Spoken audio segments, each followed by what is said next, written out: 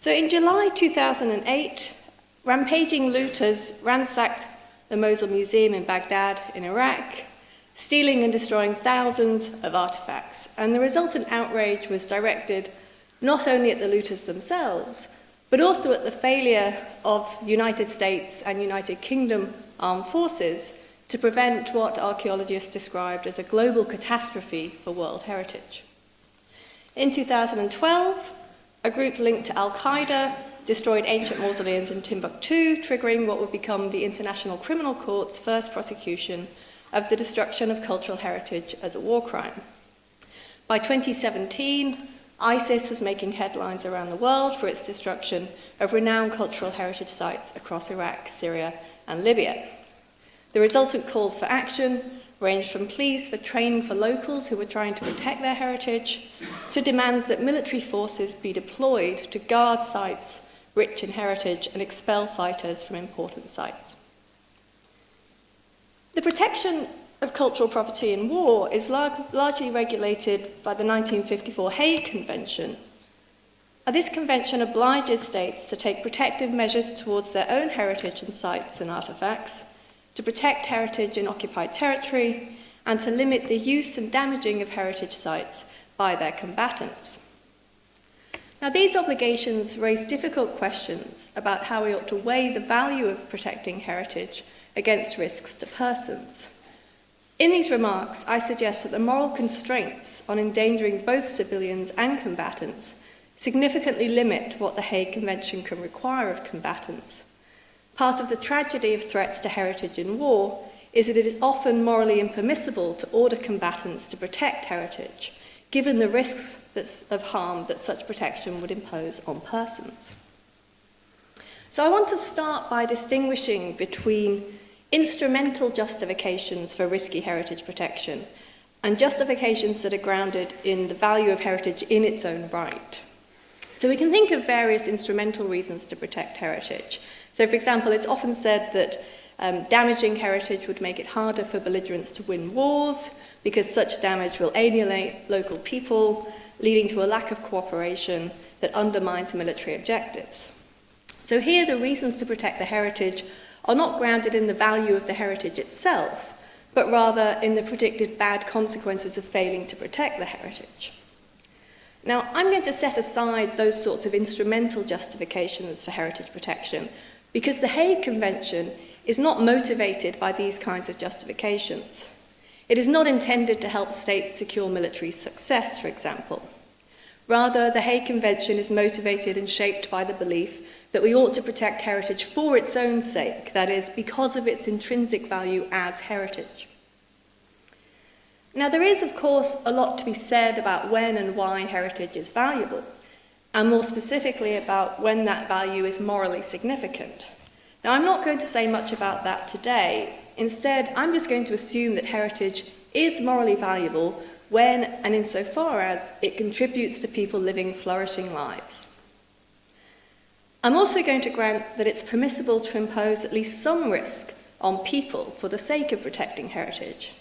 After all, many of our daily activities, such as playing football in the park, driving to the hairdresser, walking the dog, impose non-consensual risks of serious harm on other people.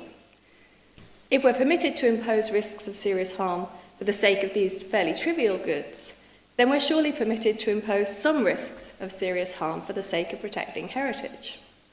And this means that we can't respond to conflicts between risks to persons and protecting heritage by arguing that risky heritage protection is always morally impermissible. However, I also believe that we may impose only fairly low risks of serious harm on others for the sake of protecting heritage. So, for example, imagine that a fire engine that was speeding to Notre Dame Cathedral posed a 50% chance of killing a pedestrian, Anna, en route to the cathedral. Now, intuitively, that kind of risk imposition seems unjustified, assuming that the fire itself threatens nobody's life. After all, it would plausibly be wrong to knowingly leave Anna where she has a 50% chance of dying in the fire in order to concentrate on preventing damage to the cathedral. We would strongly object, I think, to firefighters ignoring human casualties in order to save a building. If so, and if, as most people believe, killing a person is harder to justify than failing to save them, then taking a 50% chance of killing Anna on the way to save the cathedral must also be wrong. Now, outside of war, heritage protection usually imposes only very small risks of harm on persons, especially bystanders. Now, firefighters might speed to a burning building, for example, but they do so only when the risks of hitting pedestrians are small, and they do everything that they can to minimize those risks, and so on. But within war, the stakes are typically much higher. It's the nature of wartime military operations that they involve significant risks of very serious harm. And this is primarily a result of the nature of military weapons. The bulk of a military arsenal is designed and used to cause lethal harm. This means that collateral harms are very often lethal as well. In many wars, of course, civilians make up the majority of the casualties. It's also because injuries that would not be serious outside of war, at least in richer countries, can quickly become serious in the conditions of armed conflict. So a lack of infrastructure and resources significantly increases the chances of something like dying from an infection, for example. A broken bone can easily become a permanent disability. More generally, war is unpredictable. It takes place in territory and terrain that are unfamiliar or dangerous, or both, and under conditions of extreme pressure and uncertainty. All of this means that military activity in or close to populated areas typically poses a significant risk of civilians suffering serious harm, given the risks of, for example, the combatants themselves attracting enemy fire, their mistaking civilians for combatants, collaterally damaging civilian homes and infrastructure, and collaterally killing and injuring the civilians themselves. Those people who are displaced by military activity also face risks that attach to being a refugee, which include, for example, prolonged homelessness, disease, malnutrition, and exploitation. So now consider a fairly simple case in which a military unit faces damaging cultural heritage. Imagine that it's very militarily important that a unit travel to a particular location. So perhaps they plan to destroy a vital supply line, for example, that will be a turning point in the war. Imagine they have two possible routes that they can take. Route A takes them through an archaeological site, and Route B will take them through a densely populated area. Now, clearly, the combatants must weigh up the risks of each route. And as we've just seen, travelling through a populated area might well impose at least moderate risks of serious harm on the civilians. If the combatants choose this route in order to avoid the archaeological site, then the combatants are imposing these risks on the civilians for the sake of protecting heritage. And unlike in our Notre Dame case, where the firefighters risked the life of just one person, Anna, combatants travelling through a densely populated area expose many people to risks of serious harm. So if I'm right that it would be wrong to significantly endanger one person's life to save Notre Dame Cathedral, then this implies that it would be wrong for the combatants to endanger the civilians' lives in order to protect the archaeological site. Now, of course, we might disagree about precisely how the combatants ought to balance risks in these cases, and we might also think that other things matter, such as how much the civilians care about the archaeological site. But my point here is really a broader one, that protecting heritage in war gives rise to these kinds of conflicts between civilians and heritage, and yet the current laws offer combatants no guidance whatsoever about how to resolve these conflicts. The Hague Convention tells combatants that they may damage heritage only if there is no feasible alternative to doing so, but it does not indicate when an alternative counts as feasible, nor indeed what might be involved in making that kind of judgment. Presumably, the value of the heritage at stake will make some difference, for example. But combatants are not generally qualified to assess the value of heritage. And they're certainly not qualified to weigh the value of heritage against risks to human lives. Moreover, our intuitions about risk and position outside of war suggest that in most cases it will be wrong for combatants to decrease risks to heritage by increasing risks to civilians. Now, the wrongness of imposing risks on civilians is one moral constraint on protecting heritage in war. Another constraint is the wrongness of ordering combatants to incur risks to themselves in order to protect heritage. And there are various ways in which protecting heritage can endanger combatants. The Hague Convention requires occupying states to preserve cultural heritage in territory that they control. So this kind of risk-taking is exemplified by a case in 2003 in which US combatants retrieved Jewish archival material from the basement of the Iraqi intelligence headquarters. So the headquarters was already unstable after being bombed, and it was located next to unexploded artillery. The bombing had also damaged the building's water system, which had caused the basement to flood with raw sewage. So retrieving this material exposed the combatants to a range of threats. One later described becoming as sick as I've ever been in my life after being splashed by the contaminated water during the operation. Combatants can also be required to guard cultural buildings and archaeological sites against looting, which again obviously exposes them to risks from those wanting to attack these sites. Combatants can also be required to incur risk themselves in order to avoid damaging heritage sites. The Hague Convention requires combatants to take all feasible precautions in the choice of means and methods of attack with a view to avoiding, and in any event minimizing, incidental damage to cultural property. Some of these precautions increase the risk to combatants, and again, the Convention offers no guidance about when such precautions become infeasible. So consider, for example, the targeting of an insurgency headquarters in Mali in 2013. So the insurgents had set up their headquarters in a house adjacent to a World Heritage Site mosque. Government forces initially planned to use airstrikes to target the insurgents, but decided that this posed too high a risk of collaterally damaging the mosque. And by employing ground artillery instead, they were able to destroy the headquarters without damaging the mosque. Now, this case is lauded as an exemplar of cultural property protection in action. UNESCO describe it as an instance of best practice. But as the archaeologist Laurie Rush has argued, clearly this success placed the artillery crew at much greater risk. In general, Rush notes, combatants may need to assume additional risk in order to remove a target that has been deliberately placed near a cultural site or feature. As I already mentioned, the Hague Convention is vague about when the risks of a course of action render it infeasible. But the Convention is clearly intended to compel states to protect heritage, even when doing so is somewhat costly to their mission or their troops or both.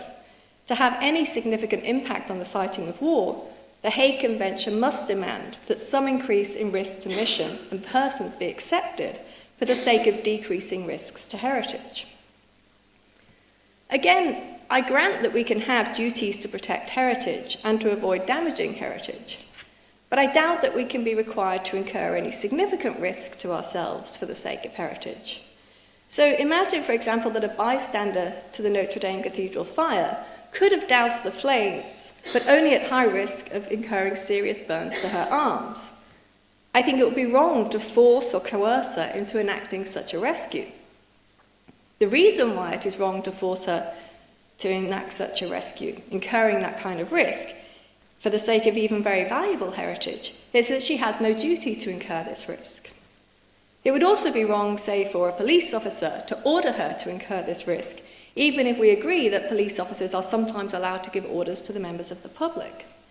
Incurring this kind of risk is supererogatory, that is, it goes beyond what morality can require us to do, which means that it is wrong to force someone or order someone to incur that kind of risk. Likewise, imagine that the bystander can avoid being harmed by the fire only by shielding herself with part of the Bayeux tapestry. Now, perhaps we must suffer somewhat greater harm to avoid damaging heritage than to save it, but I doubt that a person must let herself suffer any serious burns rather than damage a tapestry. It would, I think, clearly be wrong to try to prevent someone who is shielding herself from the fire with the tapestry from doing so by pulling the tapestry out of her hands and exposing her to the flames. Now, of course, we might think that combatants routinely incur risks that ordinary citizens are not required to incur. And we usually justify this by saying that the combatants have consented to incur these risks. But I think it's doubtful that combatants have consented to incur supererogatory risks for the sake of heritage. This is partly because I think there's good reason to doubt that many combatants issue valid, that is, free and informed consent to any of the risks of combat. So in many countries, including many Western democracies, combatants are manipulated and misled during the recruitment drives. The report that was commissioned in the UK by the Joseph Rowntree Trust found that the British Army's recruitment literature never mentions the risk of being killed, seriously injured, or chronically traumatized. Indeed, the word risk appeared only once across all of the reviewed literature that was sent to potential recruits and their parents. The report remarks that these recruitment materials give the impression that army jobs have little connection with warfare. It's hard to see how materials like this could be said to give a recruit the material that they need in order to give informed consent. Armed forces are also disproportionately made up of those from poorer backgrounds, with overrepresentation of minority and disadvantaged groups who are routinely targeted by recruitment drives. So many people enlist in the armed forces only because they lack other opportunities for employment and education, which challenges the idea that their consent is freely given.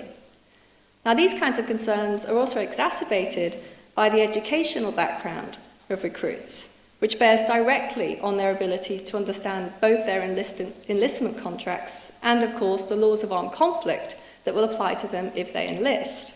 So, for example, in 2013, 39% of British Army personnel had the reading ability of an 11-year-old or younger. Between 2016 and 2019, 50 recruits had a reading age between 5 and 7. In 2018, over a quarter of recruits to the British Army were children. These problems are replicated across other armed forces. So these concerns, I think, support quite general scepticism about whether enlistees consent to the risks of combat. But there's also specific reason to doubt that enlistees consent to incur risks for the sake of heritage.